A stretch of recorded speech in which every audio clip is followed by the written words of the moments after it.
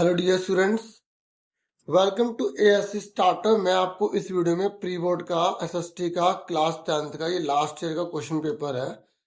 तो यहाँ पर मैं आपको ये पूरा पेपर दिखा रहा हूँ, आंसर की के साथ दिखा रहा हूँ। बाकी मैं इसमें आपको एमसीक्यू में वो समझा दूंगा, ठीक है। और यहाँ पर थोड़ा बहुत हम डिस्कस भी कर लेंगे, ठीक है। तो आप इस पेपर से ये आइडिया ले सकते हैं कि पेपर आपका कैसा रह सकता है। देखिए यहाँ पर ये पहला क्वेश्चन यहाँ पे आप देख रहे हैं, ये हिंदी मीडियम में है, यहाँ पर इंग्लिश मीडियम में है, ठीक है। तो पुराने पेपर करने से क्या होता है, काफी अच्छी प्रैक्टिस हो जाती है।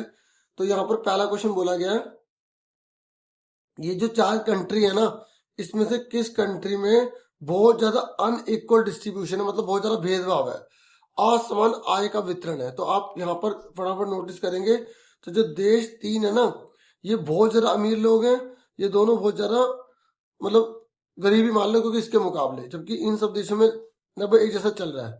हालांकि यह 70-70 नहीं है, लेकिन इस देश में अमीर अमीर होते चले जा रहे हैं, गरीब गरीब है, मतलब, ठीक है। तो आपको बेस्ट देखना है जहाँ पे अनइक्वल डिस्ट्रीब्यूशन हो। तो यहाँ पर कंट्री 3 है, वो आंसर क्या है, सी। आपको खुद भी चेक करते रहना, आपको कितने अच्छे से पता है, ठीक है। फिर सेकंड है, ये कह रहे महात्मा गांधी राष्ट्रीय ग्रामीण रोजगार गारंटी अधिनियम कब पारित किया गया था।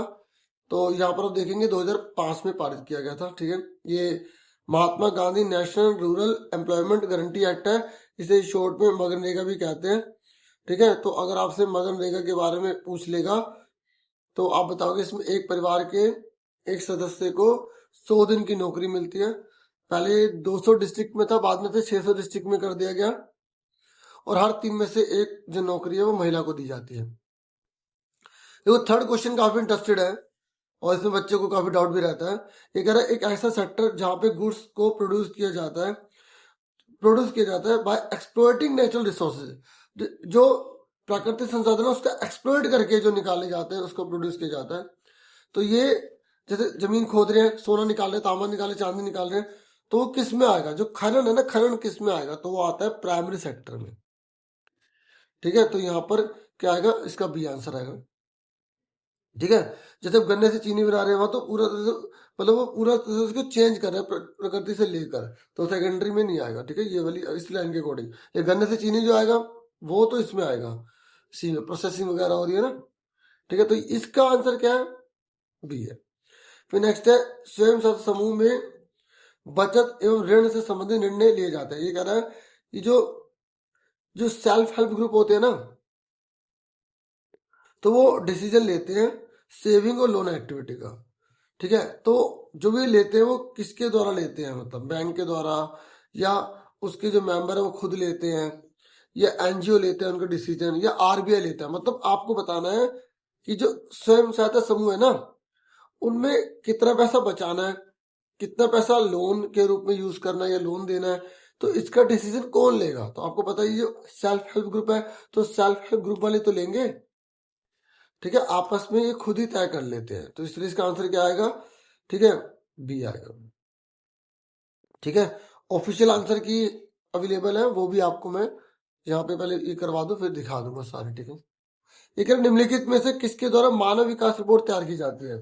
देखो जो एसडीआई है ना, एसडीआई ह्यूमन डेवलपमेंट इंडेक्स, ठीक है, और ह्यूमन डेवलपमेंट रिपोर्ट अगर हम इसे कहें, तो वो किसके द्वारा पब्लिश की जाती है, तो आपको पता होना चाहिए वो यूएनडीपी के द्वारा पब्लिश की जाती है। यूएनडीपी कहता है कि अगर अलग अलग देशों को कंपेयर करना ना, तो केवल एवरेज इनकम को मत लो, और भी चीजों को लो। तो आप कमेंट करके बताना चाहे तो बता सकते हैं कि यूएनडीपी जब कंट्रीज को कंपेयर करता है तो और किन किन चीजों को वो यूज करता है, ठीक है। तो 5वें का आपको समझ में आ गया यूएनडीपी।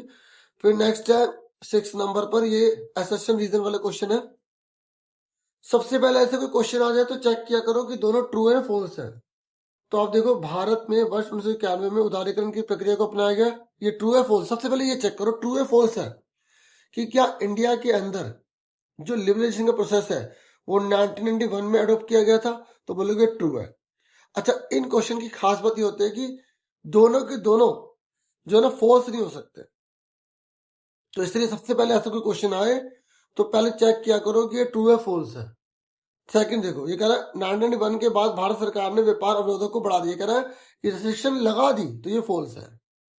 उल्टा रेस्ट्रिक्शन हटाई थी, जो बैरियर थे ना, ट्रेड बैरियर, उन्हें रिमूव किया था, ये गलत लिखा है। तो असर्शन सही है, रीजन गलत है। तो इस हिसाब से हमारा जो आंसर है वो क्या हो जाएगा, सी आ जाएगा। ठीक है, सी आंसर आ गया। फिर उसके बाद देखो आपके रिवीजन के तौर पर है, तो आप इसको आंसर खुद भी देने की कोशिश करना और देखो कितने सही निकलते हैं। कमेंट करके बताना चाहिए, बता सकते हैं कि 20 में से कितने सही निकले हैं। ठीक है, इनमें से कौन सी एक फलीदार फसल का उदाहरण है। देखो जो लिगुमिनस क्रॉप होते हैं आपको पता है ना, कुछ जो पौधे होते हैं वो लिगुमिनस क्रॉप के रूप में काम करते हैं और क्योंकि नाइट्रोजन का फिक्सेशन करने में काफी हेल्प करते हैं, है ना। तो वो कौन है इनमें से लिगुमिनस क्रॉप, तो वो है पल्सेस, दालें। ठीक है, क्या है वो, दालें। फिर नेक्स्ट पर आ जाओ।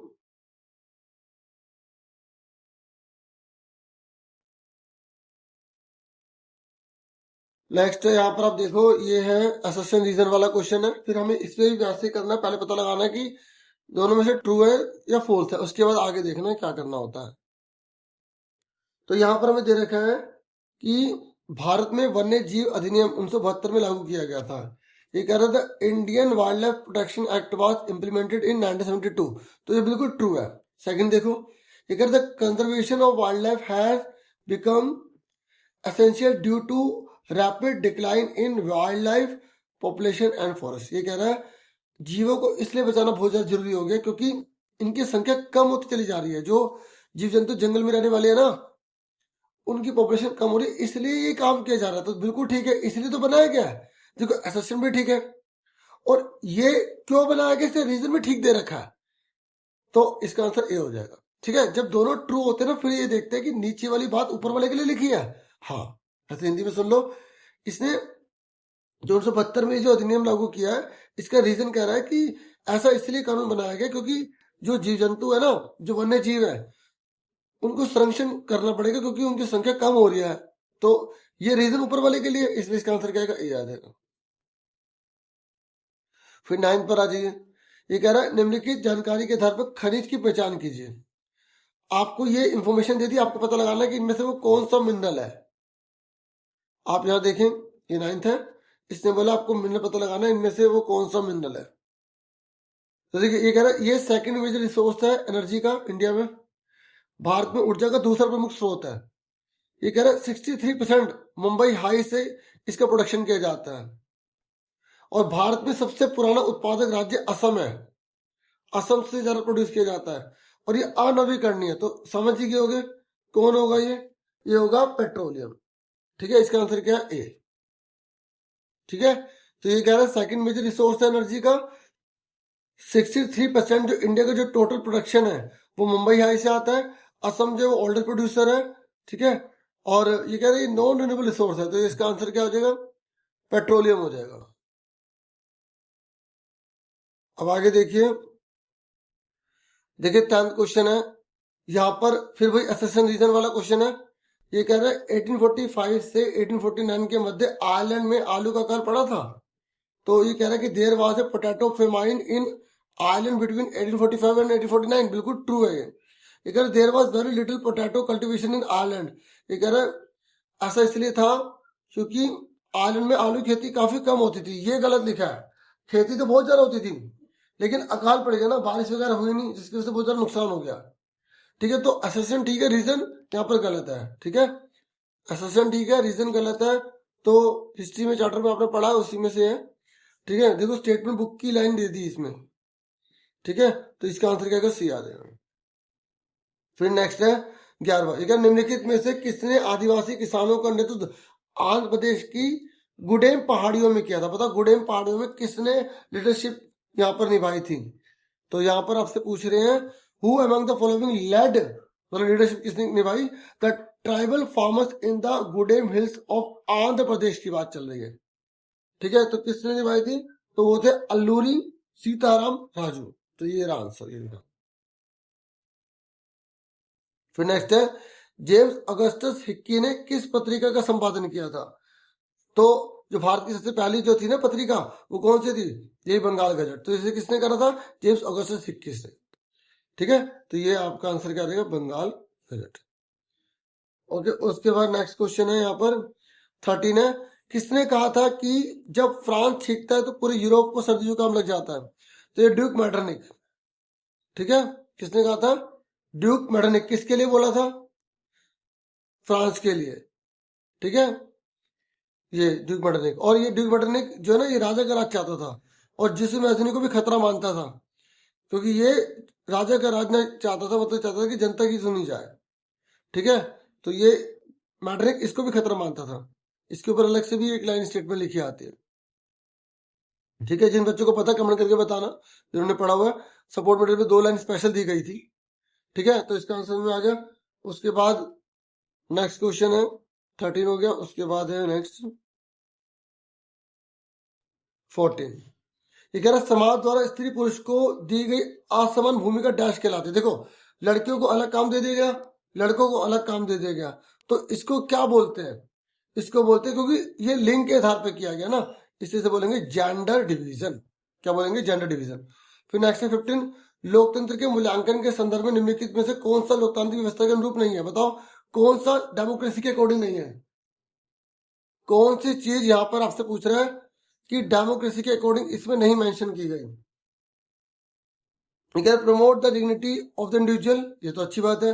रूल ऑफ मेजोरिटी, ये कह रहे हैं कि मेजोरिटी की बात की जाए, मतलब मेजोरिटी का रूल हो। Free and fair election, equality before law, कानून सबके लिए बराबर हो। तो यहाँ पर इसकी बात नहीं करता है कि भाई लोकतंत्र के मूल्यांकन के संदर्भ में कौन सी व्यवस्था लोकतांत्रिक व्यवस्था के अनुरूप नहीं है। बहुसंख्यकों का शासन इसकी बात नहीं करता। वो कहता है सबको गरिमा मिले, सम्मान मिले, निष्पक्ष चुनाव हो, ठीक है। मेन बात यह है, इसकी बात नहीं करता ये, ठीक है। उसके बाद नेक्स्ट है 16। ये कह रहा है निम्नलिखित में से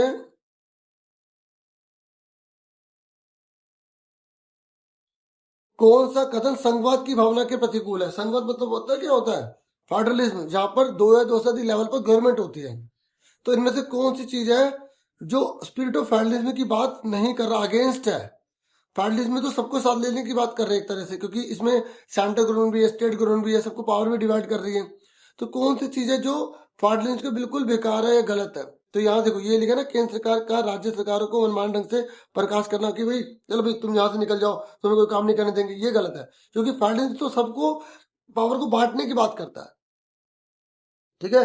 तो कुछ पॉइंट हमें बहुत इजी मिल जाते हैं अगर हम थोड़ा बहुत इसके बारे में जानते हैं तो, ठीक है। तो इसलिए इसका आंसर क्या हो जाएगा? ये arbitrary dismal of the state government by the central government, ठीक है। इसकी बात को नकारा जाता है फेडरलिज्म के अंदर, ठीक है। फिर ये 17 क्वेश्चन है। यहाँ पर लोकतंत्र, वही एसेशन रीजन है, लोकतंत्र नागरिकों के मध्य समानता को बढ़ावा नहीं देता है। तो ये ट्रू है, फॉल्स है? तो ये बिल्कुल फॉल्स है, साफ पता लग रहा है। ये कह रहे लोकतंत्र सामाजिक विविधताओं को सम्मान प्रदान करते हैं, बिल्कुल ट्रू है। देखो, ये कह रहे डेमोक्रेसी जो है ना, वो इक्वलिटी को बिल्कुल भी प्रमोट नहीं करती। तो ये क्या, बिल्कुल गलत है। ये कह डेमोक्रेसी जो है वो रिस्पेक्ट देती है सोशल डाइवर्सिटी को, ये बिल्कुल ट्रू है। तो असर्शन गलत है, रीजन ठीक है। तो कौन सा आंसर हो जाएगा? डी, ठीक है। उसके बाद जो है नेक्स्ट क्वेश्चन है यहाँ पर, भारत में संघ सूची के विषयों पर कानून बनाने का अधिकार किसके पास है? देखो, 3 प्रकार की लिस्ट होती है, concurrent list, union list, state list. तो यूनियन लिस्ट पर किसको राइट है? सेंट्रल गवर्नमेंट को।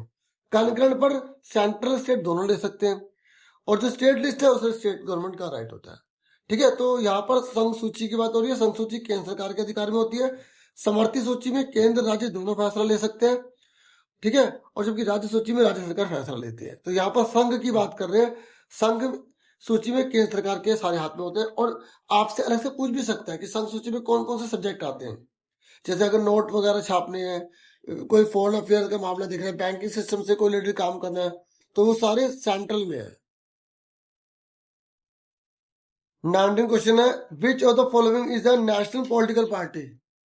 कौन सी नेशनल पॉलिटिकल पार्टी है? नेशनल मतलब देखो, कुछ ना कंडीशंस होती है तभी वो पार्टी नेशनल कहलाती है। जैसे पूरे देश की जो लोकसभा में 4 सीटें मिलनी चाहिए, लोकसभा की 6% वोट होने चाहिए, तो ऐसी रूल्स वगैरह। तो आपको यहाँ से पूछ रहा है कि कौन सी राष्ट्रीय राजनीतिक पार्टी है।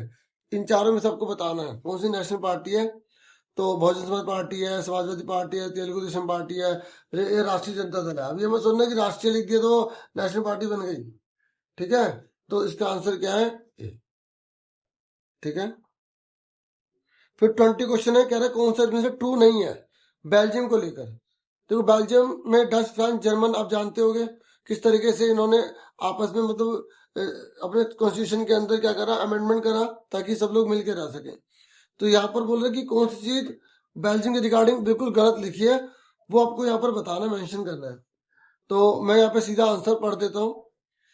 एक कानून के द्वारा डच भाषा को बेल्जियम की एकमात्र राजभाषा घोषित कर दिया गया, ये बिल्कुल गलत लिखा है, बेल्जियम में ऐसा ही नहीं है। ठीक है, बाकी अब फीचर एग्जाम में आएगा ना बेल्जियम के बारे में, तो फीचर में आपसे लिख सकते हैं, तो इन्हें पढ़ लीजिए। और ये चीज जो है बेल्जियम के अंदर नहीं है। ठीक है, तो इस तरीके से इसका आंसर डी हो गया। उसके बाद ये आगे के जो क्वेश्चन है ये आप देख सकते हैं, आंसर की मैं आपको लास्ट में यहाँ पे शेयर कर दूंगा। ठीक है,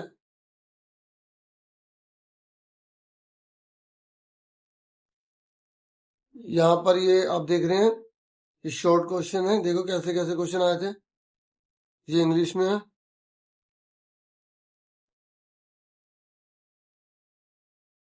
फिर ये लॉन्ग देख लो कैसे कौन कौन से क्वेश्चन आए हैं। और जो आंसर की है वो एक ही मीडियम में अवेलेबल होगी। ठीक है, आप उसे पढ़कर अपनी लैंग्वेज में, अगर आपको अंडरस्टैंडिंग है तो आप पढ़ के उसे बता सकते हैं। ठीक है, आगे अगर मुझसे पॉसिबल हुआ तो मैं इसको अलग से और जो लॉन्ग वीडियो है वो बनाने की कोशिश कर दूंगा। ठीक है, बाकी आप इसको देख लो, एसएसटी है, थोड़ा सा आइडिया आप ले लो।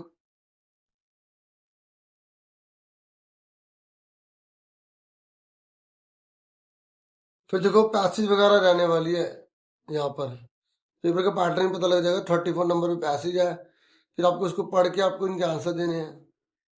ठीक है, ऐसे इंग्लिश में देखो,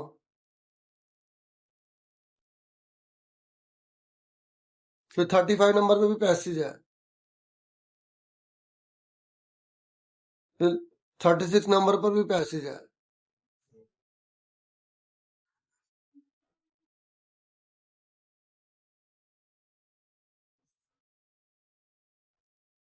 35 नंबर पैसेज है, इसको पढ़कर आपको आंसर देने हैं। 36।